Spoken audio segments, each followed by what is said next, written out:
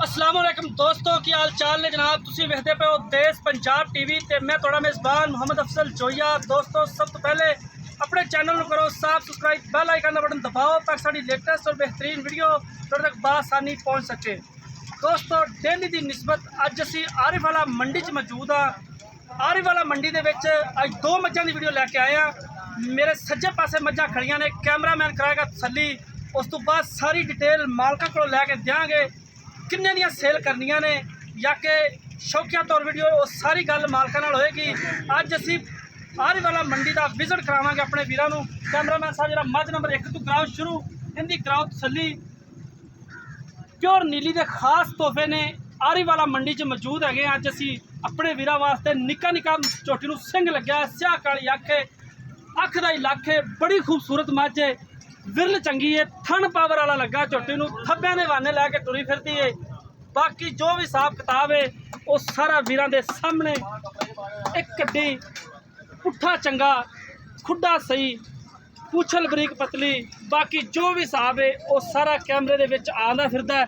पूछ बरीक पतला माशाअल्लाह खूबसूरत है, कैमरे की नज़र है, चोटी नंबर 1 कैमरे की नज़र है। बाकी जो भी हिसाब है वो सारा माड़ा खोल के माड़ा गेड़ा कटाया जी।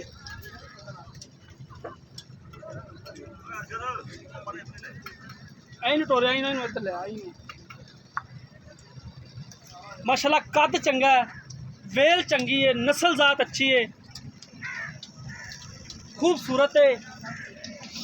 पूरी मंडी दे विचों चुक के दो मझां कढ़ियां ने। पूरी मंडी का विजिट करके फिर तुर के दो मझां लभियां ने जिन्हां दी जिहड़ी कि देश पंजाब चैनल की जीनत ने। अज दा जनाब तोहफे ने। लोकेशन का मेरे वीरां नूं पता है, मंडी च मौजूद हाँ। आरिफवाला मंडी है, अज आ लास्ट बाजार है।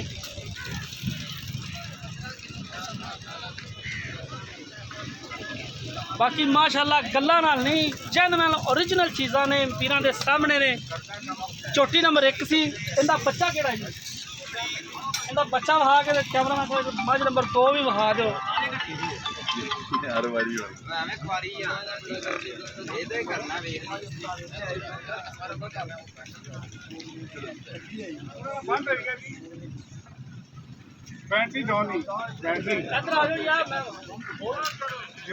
मझ नंबर 2 कैमरे की नज़र है, काठा च मोड़ के रखा, सिंग मत्था चिट्टा, मुछ बग्गी, थन पावर वाला, खुटा पुट्ठा चंगा, हर एक चीज़ कली कली कैमरामैन काब दे नजर चेक कराना फिरदा है। निक्का झोटी छोटी है भी यार।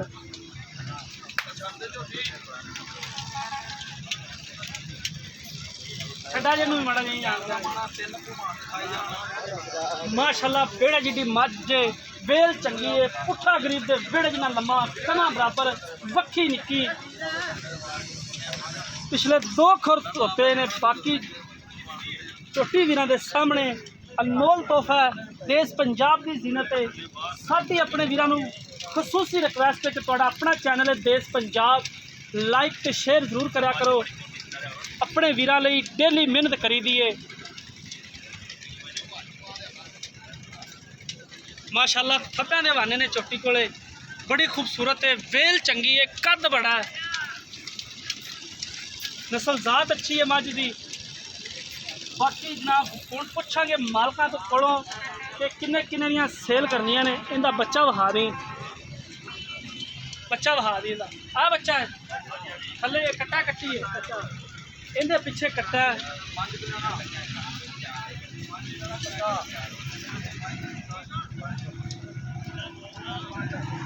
पाँच कल्याणा नहीं साहब, मशीन होर बग्गी 5 कल्याण नहीं है। इत्थे आ जाना जी, इधर आ जाए, इधर जरा दूर ठीक है यार। बहुत बढ़िया सेट ठीक है जी। की ना है भरा का? अरशद गुजर। मुझे साहब थोड़ा जहा आवाज़ उच्ची रखा जी ताकि आपकी क्लीयर फोन की साफ सुथरी आवाज़ आ जाए। तो यह जी दो मझां आप विखाइया ने। मझ नंबर 1 ये को किन्ना दुध है जोड़ा आप पक्का चो लेना दो टाइम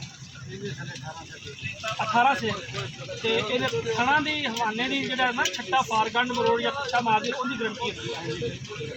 बाकी दुध जोड़ा पाए खट्टे का 18-20 जिन्ना किसी ने पाना उन्ना चो लेना। तो की मतलब प्यार वाला मुल 7 लाख इन्हें जी कोई गुंजाइश को वीर भरा अगर अपने को